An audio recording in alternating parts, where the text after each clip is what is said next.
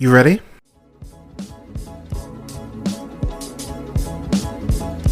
You're listening to the Real Pineapple Podcast Network.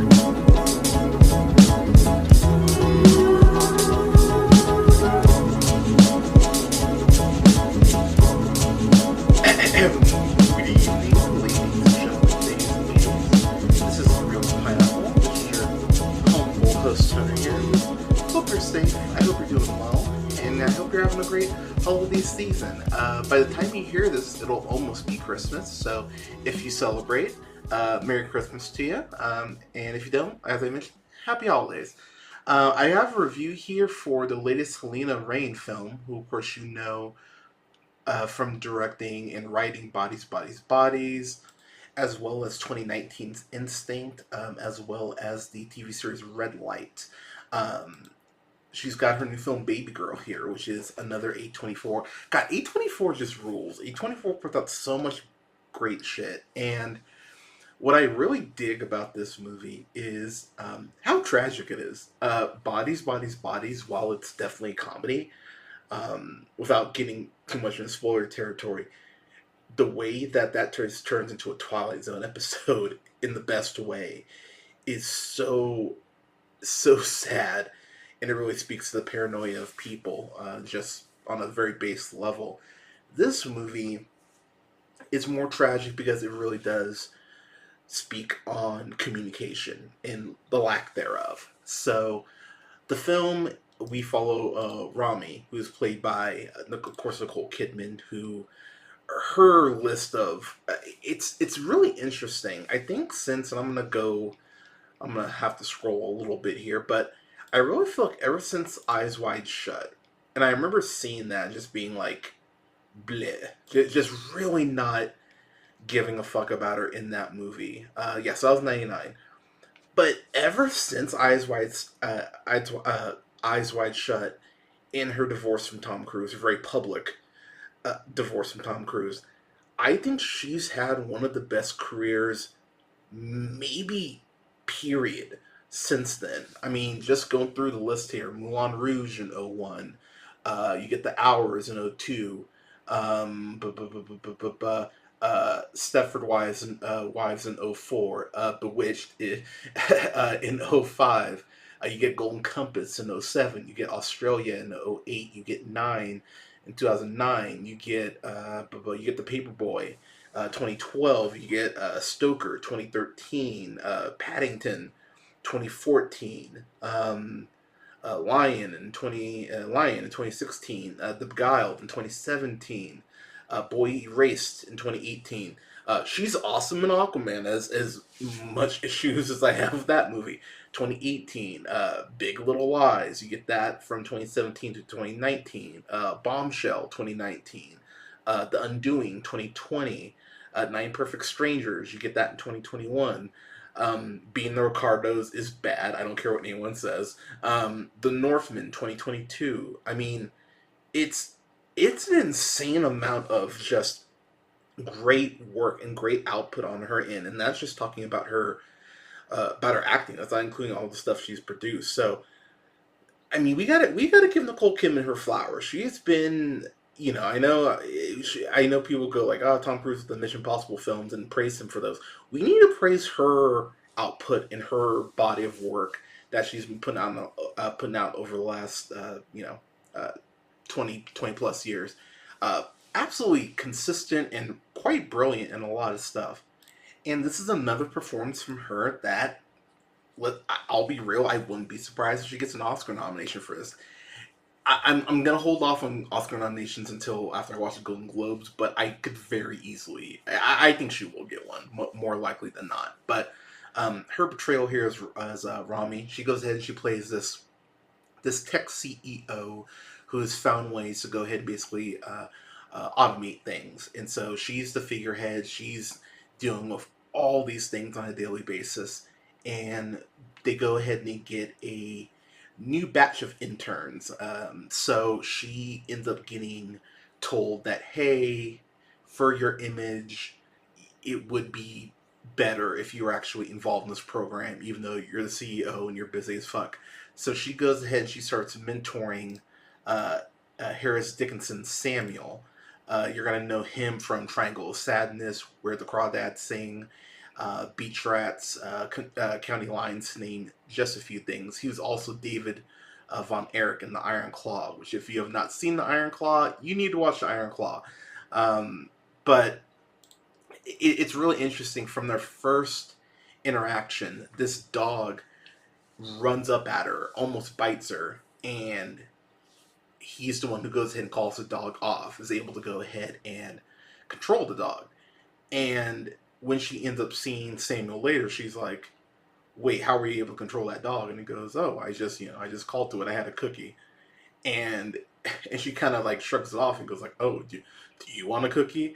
And that's my thing about this movie. And the reason why I've been saying this term in particular this year, not everything that you like is going to make you comfortable. Some stuff is going to make you uncomfortable. Some stuff is going to make you angry. Some stuff is going to piss you off. And some stuff is just going to bum you out. And I think the great tragedy of this movie is the amount of pain that's caused just by not communicating with each other. Rami has this amazing husband, Antonio Banderas, who plays Jacob. So let me just say, I fucking love this dude. I have been an Antonio Banderas fan for so goddamn long. I think he is not given anywhere close to the amount of credit that he deserves. He's the best thing about that shitty Uncharted movie. That alone warrants some praise. But you think about like The Mask of Zorro, that's fucking great. 13th Warrior, I have a lot of fun with that. Original Sin is like a hot movie. That and Femme Fatale.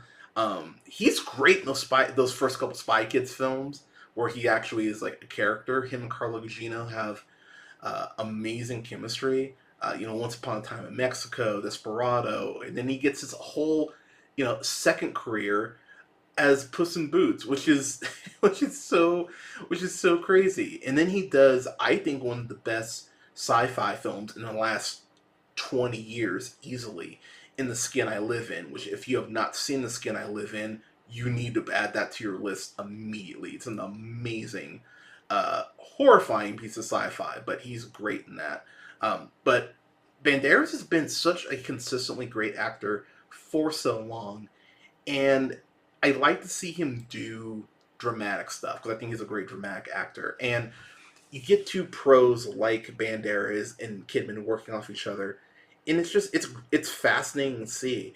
I think what makes me like this more over something like Unfaithful, let's just say.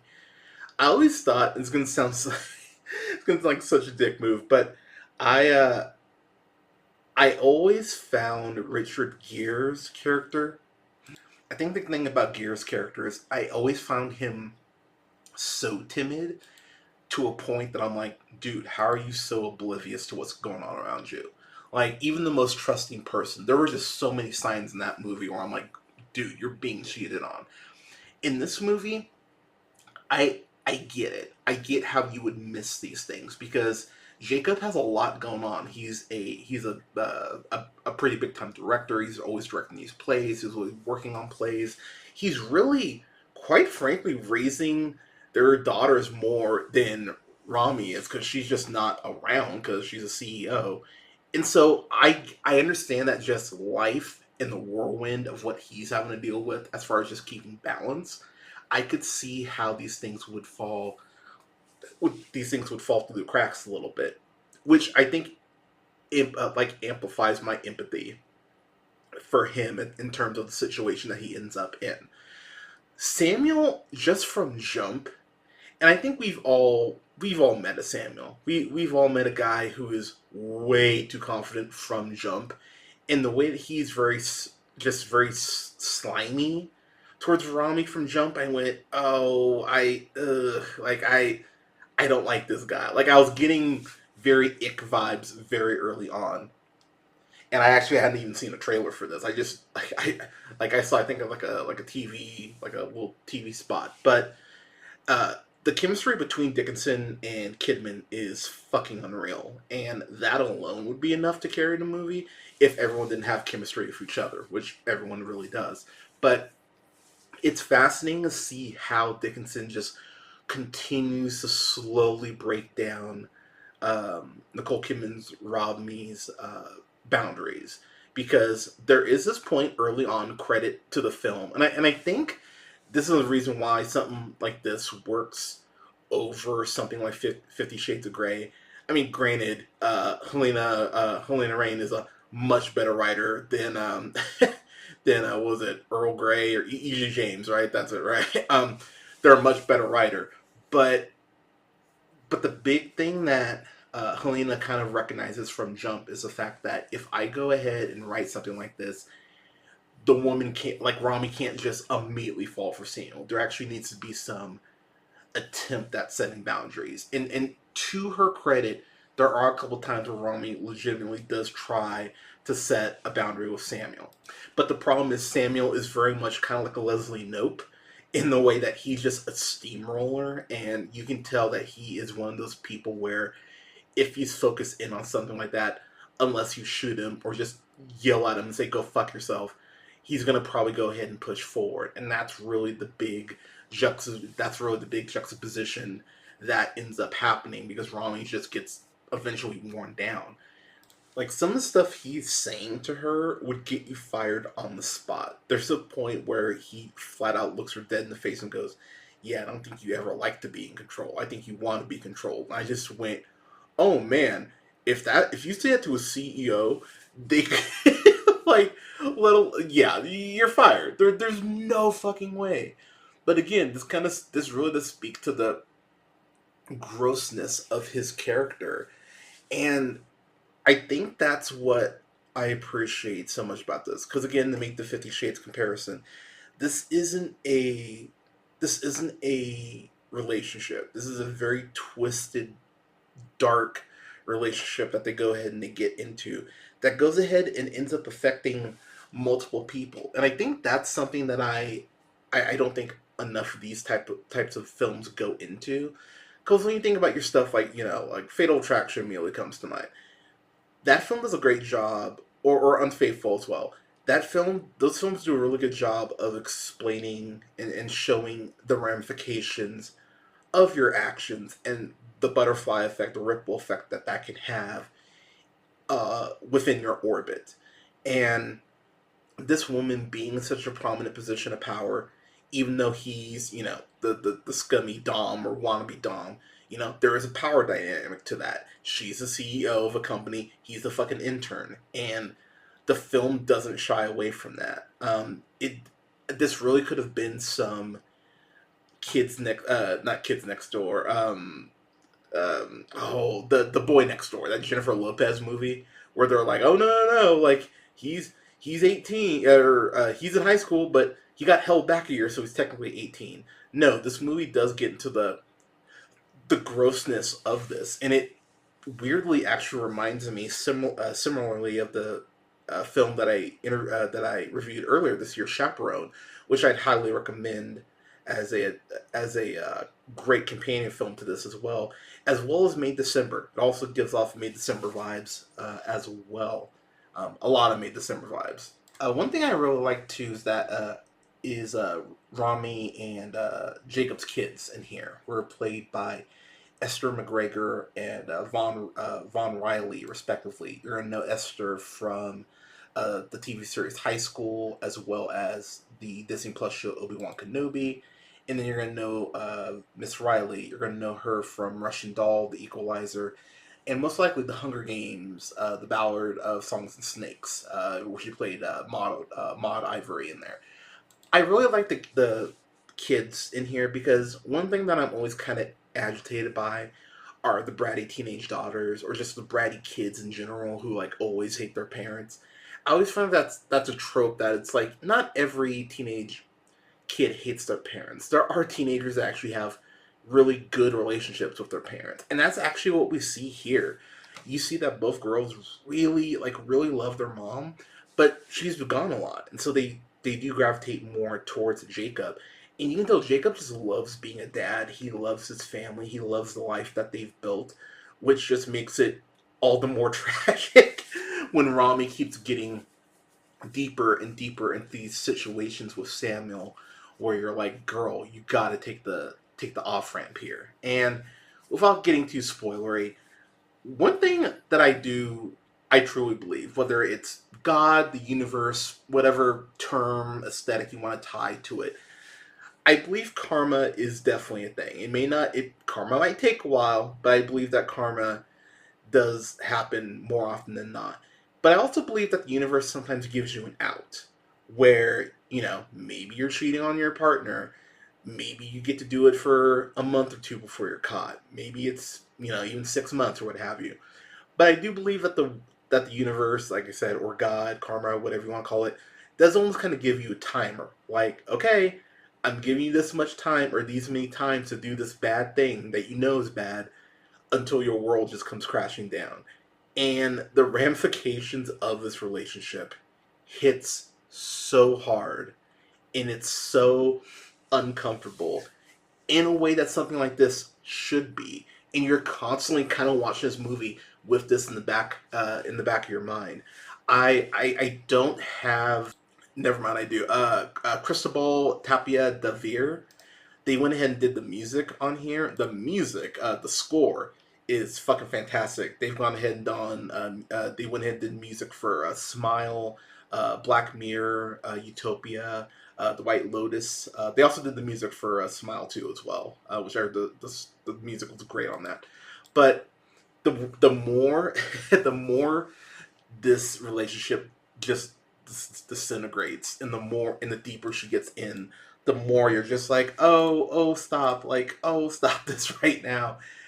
I haven't mentioned, but she does have Rami does have this protege, Esme, who's played by Sophia Wilde, who you're gonna go ahead and know from Talk to Me, which she's fantastic in Talk to Me. I never reviewed Talk to Me proper, but Talk to Me fucking rules. You also know her from The Portable Door, but I'm so happy that Sophia Wilde is getting more shine, and she gets a lot of scenes with Kidman, just the two of them, and she is right there in terms of acting ability with Kidman. She's more than holding her own. She's going right with Kidman, and it's great to see. So I'm really excited to see what Sophie Wilde's journey continues to look like. But I really like what they do with Esme's arc, because there is this part of you that kind of thinks that's going to go this certain direction, and then it doesn't.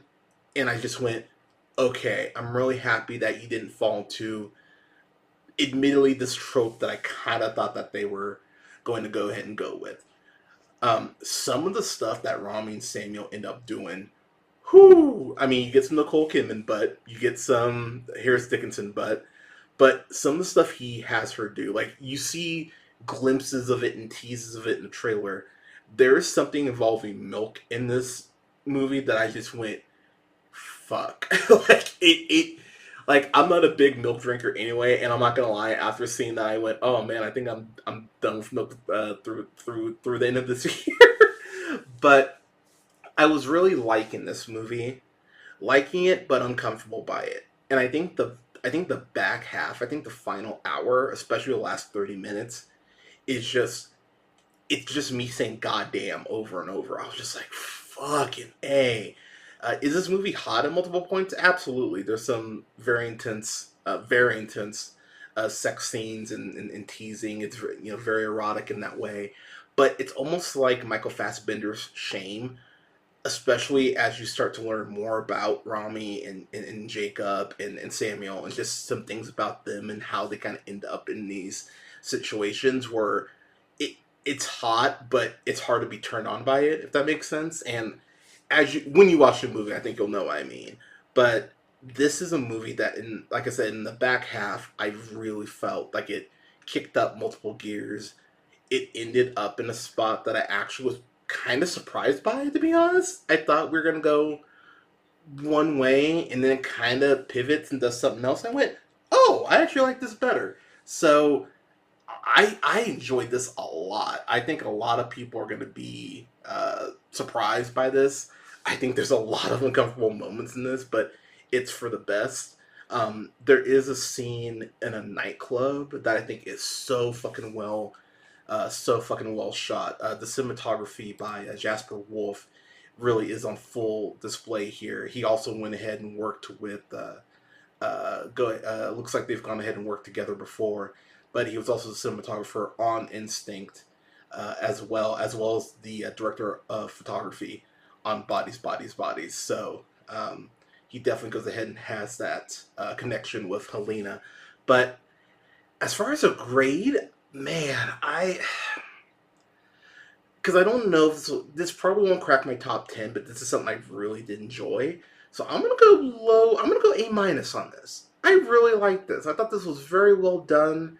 I thought there's a lot of great moments of tension. There are moments where I was just yelling. There's something involving a safe word, and I'll say that point is where I just went, oh wow, and the movie just in the best way spirals after that. So some of the conversations that her and Samuel have are just so ick and so depressing. And like I said, the last 30 minutes is just so intense in the best way. And I really dug this. But yeah, a solid A minus for me for Babygirl. So this comes out on Christmas. I was lucky to get a screener for it, but I would definitely go like a double feature of this and Nosferatu. I think would kick all sorts of ass. So my review for Nosferatu would be up at the same time as this. So do a double feature of that. Check them both out. I think if you did a double feature of both, you would be very happy with how you spent your day. So yeah, but an A minus for Babygirl. So, Babygirl, have you seen it? What did you think about it? Let me know in the comments. You can go ahead and follow the show on YouTube. Make sure you hit the bell and turn notifications on so you know when new reviews are coming out and when yours truly is going live. You can go ahead and find the show on YouTube at The Real Pineapple. That's REEL Pineapple. You can go ahead and follow me on Blue Sky. I am no longer on Twitter, just Blue Sky. But you can find me on there at realpineapple.bsky.social. That again is REEL Pineapple.bsky.social. Go ahead and follow the show on Twitch. I'm on there streaming games, doing live interviews, doing movie reviews. So yeah, follow me on Twitch at twitch.tv/therealpineapple. You can go ahead and follow me on, Letterboxd, that's the one, at Black Shazam. And you can go ahead and follow me on TikTok and Instagram at jhunterrealpineapple. That's jhunter and then REEL and then pineapple. And go ahead and like, share, subscribe, and rate the podcast. It definitely helps me out, helps the show out. You can find the show pretty much wherever you listen to podcasts, but SoundCloud, Apple Podcasts, Podbean, Stitcher, iHeartRadio, Spotify, Amazon Music, TuneUp, to name just a few at The Real Pineapple. Thank you so much for listening, y'all. My review for Nosferatu will be up at the same time as this. Like I said, I think it makes for a hell of a double feature. So definitely go ahead and check out the review for Nosferatu as well once you've seen that. And like I said, y'all, happy holidays. If you do celebrate, this will be out on Christmas Day. So yeah, if you're listening to this right now, Merry Christmas if you do celebrate. And like I said, happy holidays. Please stay safe out there. Please take care of each other. Check out on your people. Give someone a hug. Give someone a compliment. And never forget, as always, keep it real.